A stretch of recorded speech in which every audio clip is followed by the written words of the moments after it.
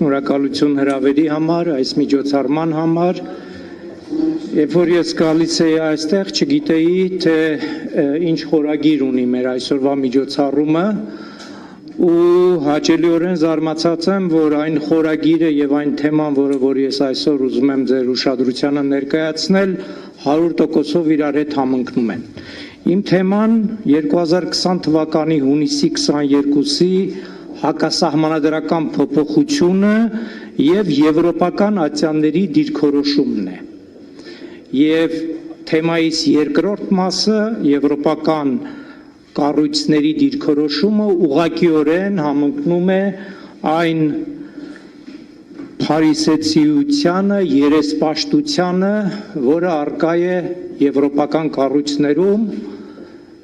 նաև իրավունքի բնագավառում եւ նաև ցավոք մարդու իրավունքների եվրոպական դատարանում։ Թույլ տվեք սկսել մի հարցով։ Եթե ինչ-որ մի եվրոպական ժողովրդավարական երկրում մեկ քվեարկությամբ, ամբողջությամբ ոտնահարելով սահմանադրությունը, փոխվի տվյալ երկրի սահմանադրական դատարանի կազմը։ Սահմանադրական դատարանը սահմանության երաշխավորն է ցանկացած ժողովրդավարական իրավական պետությունում։ Մեկ օրվա ընթացքում առանց հանրաքվեի, առանց մասնագիտական քննարկման, առանց որևէ վերահսկողության։ Պատասխանը պարզ է, որ այդ դեպքում արդեն չի կարող լինել սահմանադրական դատարան, չի կարող լինել սահմանադրական կարգ, չի կարող լինել իրավական պետություն, գոյություն կունենա միայն մի մարմին, որը կոչվում է սահմանադրական դատարան, բայց ինքը վերածվել է արդեն իշխանության գործիքի, գոյություն կունենա մի փաստաթուղթ, որը կոչվում է սահմանադրություն, բայց արդեն այդ սահմանադրությունը չի կարող պաշտպանել քաղաքացուն, չի կարող պաշտպանել իր սեփական երկրի պետականությունը։ Բայց դա հենց այն է, ինչը որ տեղի ունեցավ 2020 թվականի հունիսի 22-ին։ Այդ օրը Հայաստանի սահմանադրական կարգին այնպիսի մի հարված հասցվեց, որի հետևանքները մենք մինչև հիմա ենք կրում եւ որից երկիրը չի ապաքինվել։ Թույլ տվեք ժամանակագրությունը ներկայացնեմ, որը ինքնին շատ խոսուն է։ Ուրեմն 2020 թվականի հունիսի 19, ուրբաթ օր, ժամը 19, աշխատանքային ժամերը վերջացել են։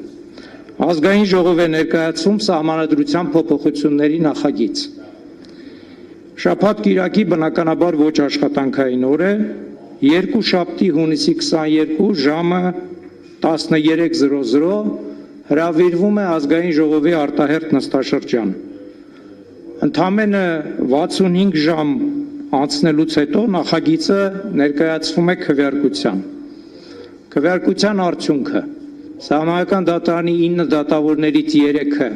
կորցնում են միանգամից իրենց պաշտոնը որպես սահմանադրական դատարանի դատավոր, 4-ի լիազորությունների ժամկետը կրճատվում է։ Սահմանադրական դատարանի նախագահի մանդատը միանգամից դադարեցվում է։ Եվ դա արվում է իշխող մեծամասնության մեկ քվեարկությամբ։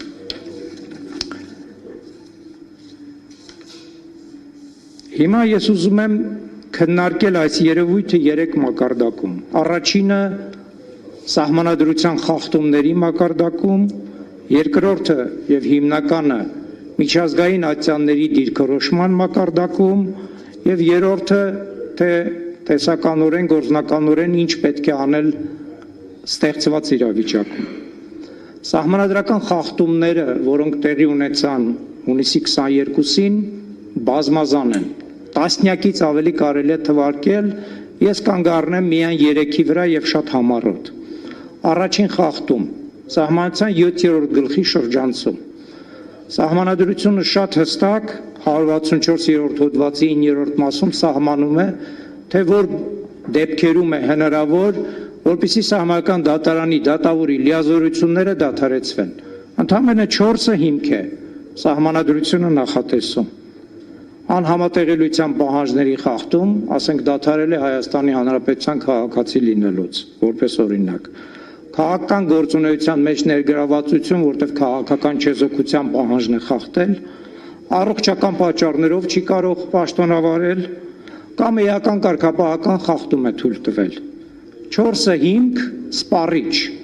փակ ցանկ է սահմանադրությունում ներկայացված։ Եվ հիշենք նաև, որ Սահմանադրության 7-րդ գլուխը կարող է փոխվել միայն հանրաքվեով։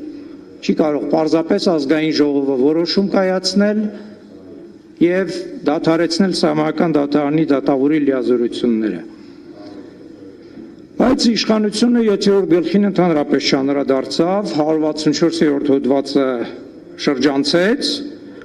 եւ ընտրեց մի ճանապարհ, որը ցանկացած իրավաբան իսկապես կզարմանար ոչ այն առումով, թե ինչքան գրագետ են այդ մարդիկ, որոնք որ նման փոփոխություն են առաջարկում, այլ կզարմանար միայն նրանց հնարամտությամբ։ Ինչ արեց իշխանությունը այս պարագայում, իրենք որոշեցին փոխել սահմանադրության 16-րդ անցումային դրույթների մի հոդված, որը վաղուց արդեն կատարված էր, ավարտված էր, սպառված էր։ Ինչի մասին է խոսքը։ Սահմանադրության 213-րդ հոդվածը, որը այդ օրը փոփոխվեց, մինչև փոփոխությունը շատ պարզ լուծում էր առաջարկել այն դեպքի համար, երբ որ նոր փոփոխված սահմանադրությունը ուժի մեջ էր մտնում։ Քանի որ 2015 թվականի փոփոխված սահմանադրությունը նախատեսում էր, որ ապագայում Սահմանադրական դատարանի դատավորների լիազորությունների ժամկետը պետք է լինի 12 տարի, այլ ոչ թե մինչև 65 կամ 70 տարին լրանալը, Սահմանադրության 213-րդ հոդվածը նախատեսել էր, որ բոլոր այն դատավորները, որոնք որ ընտրվել էին մինչև սահմանադրության փոփոխությունը, շարունակում են պաշտոնավարել սահմանադրությամբ նախատեսված ժամկետի ավարտը, իսկ բոլոր նրանք, ովքեր որ հետագայում են ընտրվելու որպես Սահմանադրական դատարանի դատավոր, իրենք պետք է պաշտոնավարեն 12 տարի։ Եվ այդ դրույթը արդեն ուժի մեջ էր մտել։ Սահմանադրությունը փոփոխվել էր 2015 թվականին, այդ փոփոխությունները ուժի մեջ էին մտել 2018 թվականին եւ հանկարծ ԿՊ-ական փայլուն իրավագետները 2020 թվականի հունիսի 22-ին որոշեցին, որ կարելի է արդեն իսկ կատարված իրենց սպառած իրավական նորմը փոփոխության ենթարկել եւ դրանով կազմաքանդեցին Սահմանադրական դատարանը։ Երրորդ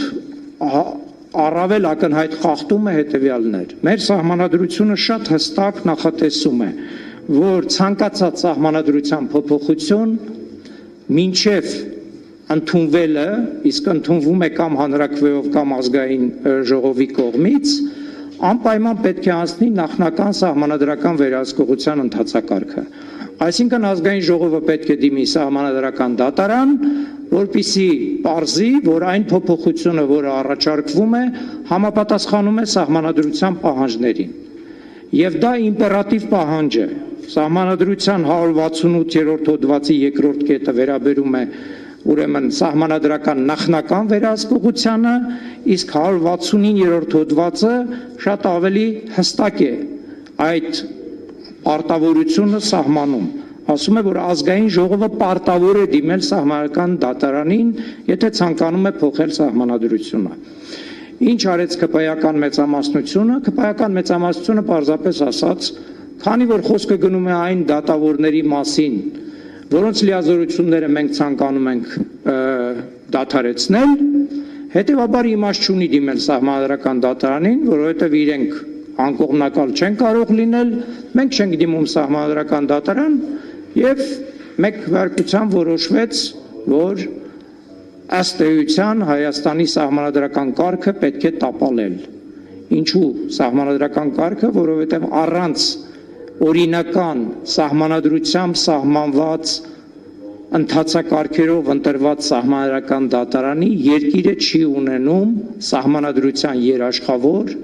եւ այդ պետությունում Սահմանադրական դատարանը արդեն դառնում է գրպանային թղթային դատարան եւ հետագա ընթացքը 2020 թվականի հունիսի 22-ից հետո շատ հստակ ցույց տվեց, որ մենք այլևս չունենք Սահմանադրական դատարան, այլ ունենք մի դատարան, որը դակում է գործադիր իշխանության որոշումները։ Ամենաակնառու օրինակը Սահմանադրական դատարանի այն խայտառակ որոշումն է, որը ըստ էության չեղարկեց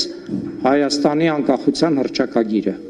ասելով, որ դա սահմանադրական կարգի մեջ այլևս չի մտնում, դա որևէ կապ չունի այսօրվա սահմանադրական կարգի հետ։ Հիմա եկեք չեմ անդրադառնում բոլոր այն բազմաթիվ ընթացակարգային խախտումներին, որոնք ազգային ժողովում մեծամասնությունը խախտելով ազգային ժողովի կանոնակարգը ընդունեց այդ հակասահմանադրական որոշումը, բայց մի զավեշտական կետ կա, որը որ այնուամենայնիվ կուզենայի կարճ նշել, մինչև 2020 թվականի հունիսի 22-ը գործող կանոնակարգը սահմանում էր, որ սահմանադրության փոփոխությունների վերաբերյալ ակտը հրապարակում էր հանրապետության նախագահը։ Իրենք հենց այդ նույն օրը, երբ որ սահմանադրությունը փոխեցին նաև կանոնակարգը, հանրապետության նախագահի ձեռքից վերցրեցին այդ լիազորությունը, տվեցին ազգային ժողովի նախագահին եւ ազգային ժողովի նախագահը արդեն հրապարակեց այդ այսպես կոչված սահմանադրական փոփոխությունը։ Հիմա անդրադառնամ հիմնականին։ Այնուամենայնիվ Վենետիկի հանձնաժողովը այդ փոփոխություններին դեմ լինելով հանդերձ կատարեց մի ճակատագրական քայլ Հայաստանի սահմանադրական կարգի տեսանկյունից։ Ես այդ ժամանակ Վենետիկի հանձնաժողովի անդամ էի եւ 2019 թվականից համար պայքար էի մղում այն բանի համար, որ սկզբունքային գնահատական տրվի բոլոր այն քայլերին, որոնք արվում են Հայաստանի իշխանությունների կողմից դատական իշխանության նկատմամբ։ Սկզբում սովորական դատարանների նկատմամբ, հետագայում սահմանադրական դատարանի։ Ցավոք սրտի Վենետիկի հանձնաժողովը գնաց այն ճանապարհով, որ իր եզրակացության մեջ նշեց, որ սկզբունքորեն լեգիտիմ է այն փոփոխության ձգտումը, որը որ կա Հայաստանի գործադիր իշխանության կողմից։ Սա այն պարագայում, երբ որ 2015 թվականին հանրաքվեի միջոցով էր սահմանվել, թե ինչ ընթացակարգով են ընտրվում եւ ինչ ընթացակարգով են պաշտոնանկ արվում սահմանադրական դատարանի դատավորները։ Հասկանալով, որ ես գործ ունեմ մի մարմնի հետ, որը չնայած կոչվում է ուրեմն հանձնաժողով, ժողովրդավարություն իրավունքի միջոցով, ես 20 թվականի հուլիսին դադարեցրեցի իմ անդամակցությունը այդ կառույցին։